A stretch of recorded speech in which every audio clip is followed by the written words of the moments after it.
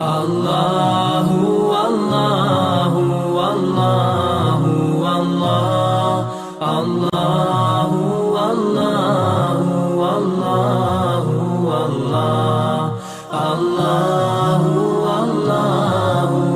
اللہ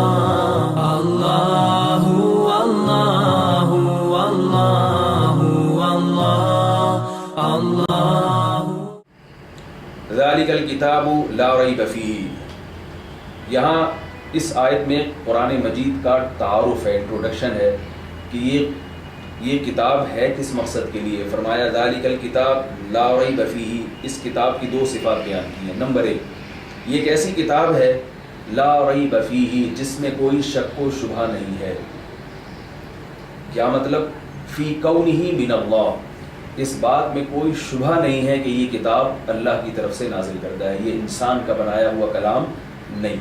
اس پر پھر آگے قرآن مجید میں دلائل آئیں گے. ابھی تو صرف اس بات کا تذکرہ ہو رہا ہے کہ جب تم اس قرآن کی تلاوت کرو اور اسے سنو تو یہ دماغ میں تصور رکھ کے سنو کہ تم کسی انسان کے کلام کی تلاوت نہیں کر رہے یا کسی انسان کے کلام کو نہیں سن رہے، بلکہ تم اس ذات کے کلام کو سن رہے ہو جس نے اس کائنات کو پیدا کیا، اس کائنات کو بنانے والا ہے، جو بشر نہیں ہے بلکہ بشر کو پیدا کرنے والا ہے، تاکہ تمہارے دل میں اس قرآن مجید کی عظمت ہو اور تم اس کی آیات کو غور سے سنو.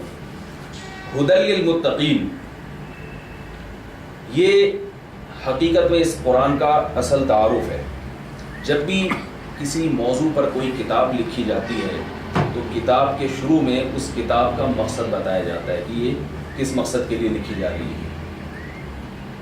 یہاں بتایا ہدی للمتقین، اس کا بنیادی مقصد ہے ہدا، یہ تمہیں سیدھا راستہ دکھائے گی. دنیا میں جتنے بھی فلاسفر گزرے ہیں سب نے مختلف نظریات دی ہیں، اور ان تمام نظریات کے پیچھے جذبہ کیا ہوتا ہے کہ ہم لوگوں کو صحیح گائیڈ کر رہے ہیں. جتنے بھی نظریات دنیا میں آئے ہیں، سیکولرزم آیا ہے، کمیونزم آیا ہے، سرمایہ دارہ نظام ہے، جتنے بھی نظام ہیں ان تمام کے پیچھے جو جذبہ کیا کار فرما ہوتا ہے کہ ہر شخص کا یہ دعویٰ ہوتا ہے کہ میں لوگوں کو سیدھے راستے کی طرف رہنمائی کر رہا ہوں، میرا بنایا ہوا نظام اس پہ اگر لوگ چلیں گے تو وہ کامیابی کی طرف جائیں گے. تو قرآن نے بھی یہی دعویٰ کیا ہے اور کہا ہے کہ ہدا، سیدھا راستہ، ہدن کہتے ہیں ہدایت کو، کہ یہ کتاب تمہیں حقیقت میں بتائے گی کہ سیدھا راستہ کیا ہے اور گمراہی کا راستہ کیا ہے. حقیقت میں یہ کتاب ہے جو تمہیں بتائے گی، اور اس کا بتایا ہوا اوتھینٹک ہے، ناقابل رد ہے، کیونکہ شروع میں بتا دیا کہ لا ریب فیہ، اس کے من جانب اللہ ہونے میں کوئی شبہ نہیں ہے. تو جب یہ خالق کائنات کی طرف سے ہے تو یہ کتاب جو تمہیں اگر سیدھا راستہ بتائے گی تو اس کے سیدھا راستہ ہونے میں پھر کوئی شبہ نہیں ہو سکتا، وہ 100% سیدھا ہی راستہ ہے. اس کے علاوہ جتنے بھی راستے ہیں وہ انسانوں کے بتائے ہوئے راستے ہیں اور انسان غلطی کر سکتا ہے. فرمایا ہدی للمتقین، لیکن یہ ہدایت ہے متقین کے لیے. قرآن مجید میں ہدایت کا لفظ مختلف جگہوں پر مختلف معنی میں استعمال ہوا ہے.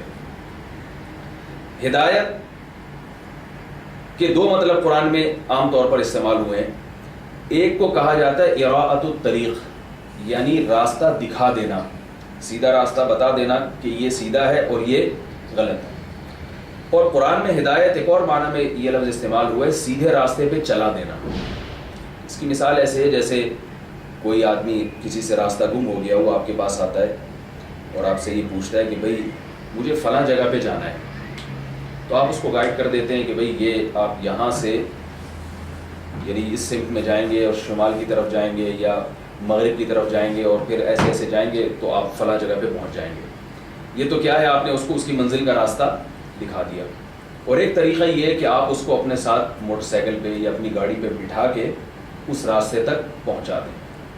تو دونوں کو کیا کہا جاتا ہے، آپ نے اس کو سیدھا راستہ دکھایا یا پہنچایا.